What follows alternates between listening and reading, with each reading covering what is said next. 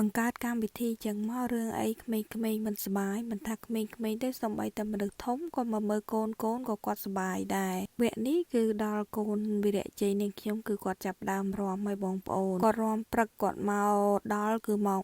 10:20គឺគ្រូឲ្យមកដល់សាលាពេលចេញពីផ្ទះមកគឺម៉ោង10:30ឲ្យបងប្អូននៅចេញមកដល់ចិត្តដល់សាលាគឺម៉ោងឡើង7:11ឲ្យគាត់ដើរលឿនមែនតែនគាត់ថាម៉ាក់សុំរត់មកពីគ្រូប្រាប់អូនថាឲ្យទៅដល់ម៉ោង10:20ហើយឥឡូវម៉ោង10កន្លះហើយទៅចេញពីផ្ទះមកត្រេតត្រតកូនទូចហ្នឹងបងប្អូនគ្រាន់តែកូនពៅហ្នឹងគ្រាន់តែគាត់តែឯងហ្នឹងចំណាយពេលចង់1ម៉ោងបាត់ហើយដោយសារតែមុនមកអញ្ចឹងទៅយើងរៀបចំឲ្យគាត់ទៅឲ្យគាត់ញ៉ាំហើយអីហើយស្រួលបួលអីចឹងរៀបចំឲ្យកូនធំកូនតូចទៀតអញ្ចឹងយូរដល់កូនវីរៈជ័យនាងខ្ញុំនោះគឺគាត់រត់មកភ្លាមហើយមកដល់អត់មានរយយើងទេមកដល់រត់ចូលកន្លែងគាត់ដឹងកន្លែងគាត់មកដល់គាត់ចូលទៅក្នុងថ្នាក់ខ្លួនឯងទៅដូរកៅអៅដូរអីហើយគេរត់មកដល់រត់បាត់ទៅឲ្យបងសម្រាប់គាត់សួរថាបកកូនប្អូននៅឯណាបងគាត់ថា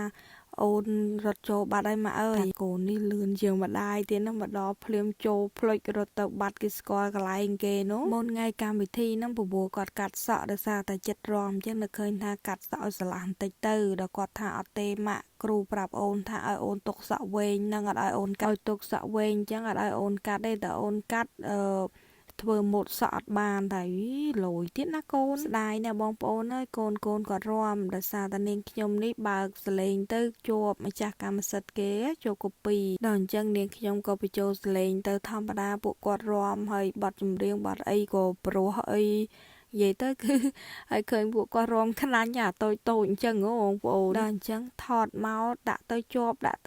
អត់ហ៊ានដាក់ទៀតទេបងប្អូននៅចម្រៀងគាត់រំ3បទបងគាត់ក៏រំ3បទដូចគ្នាគាត់រំពេលព្រឹកបងគាត់រំពេលថ្ងៃដោយសារតែគាត់រំមានពេលខុសគ្នាអញ្ចឹងមានពេលនឹងខ្ញុំទៅផ្ទះរៀបចំកូនតូចឲ្យគាត់ញ៉ាំម្សា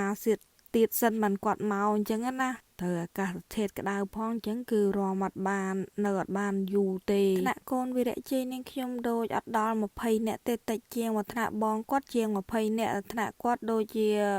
ជាង10នាក់ហើយមានម៉ាននាក់ទេដូចជា2នាក់អត់រំអញ្ចឹងឃើញមនុស្សហាងតិចដែរតែធម្មតាដល់ពេលមកជុំគ្នាអញ្ចឹងមានអីឃើញមនុស្សច្រើនដែរនឹងដំបងឃើញថាកូនដាក់កូនឯងដូចតិចម៉េះដល់ពេលគេរំមកជុំគ្នាលើឆាកអញ្ចឹងមកបានគេថាគួរសមមិនគេដែរតិចអញ្ចឹងហើយស្រួលគ្រូមើលច្រើនពេលពិបាកគ្រូមើលទៀតបងប្អូនណាតូចប៉ុណ្ណឹងរំឡើង3បទហើយគ្រូគាត់គឺឈរនៅពីក្រោមនៅប្រាប់អញ្ចឹងទៅហើយពួកគាត់នៅលើឆាកគ្រូនឹងក៏រំនឹងក្រោមឲ្យមើលដែរថាលើកដៃហៀងនេះហៀងនោះអញ្ចឹងពួកក្មេងៗខ្លាចពួកគាត់ភ្លេចដែរតែ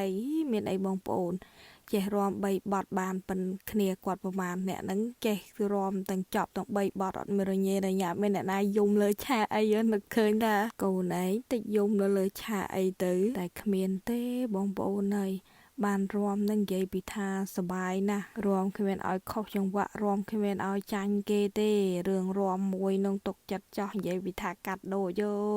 បើថាកូនតូចទៅដូចថាគាត់អត់សូវអៀនកូនធំអីចឹងក៏គាត់អត់តន់អៀនដែរបើដល់វគ្គកូនធំវិញរំក៏មិនឲ្យចាញ់គេដែរគួរសមដែរតាកូនខ្ញុំភាគច្រើនសាលានេះខ្ញុំគឺធ្វើរាល់តែខែអត់សូវធ្វើខែ5ឯភាគច្រើនគឺខែ6ដើមខែឬក៏ពាក់កណ្ដាលអីគឺនៅក្នុងខែ6ដោយសារខែ7ខែ8គឺវ៉ាកងហើយបើសាលាផ្សេងភាគច្រើនគេធ្វើតាំងពីខែ5មកបងប្អូនចាតែដោយសាលានៃខ្ញុំនេះគឺធ្វើនិយាយទៅគឺរាល់ឆ្នាំអញ្ចឹងតែម្ដងឲ្យតែខែ6ទៅចាប់ផ្ដើមធ្វើតែពេលធ្វើអញ្ចឹងគឺនិយាយទៅគឺបានទាំងលុយចូលសាលាហើយ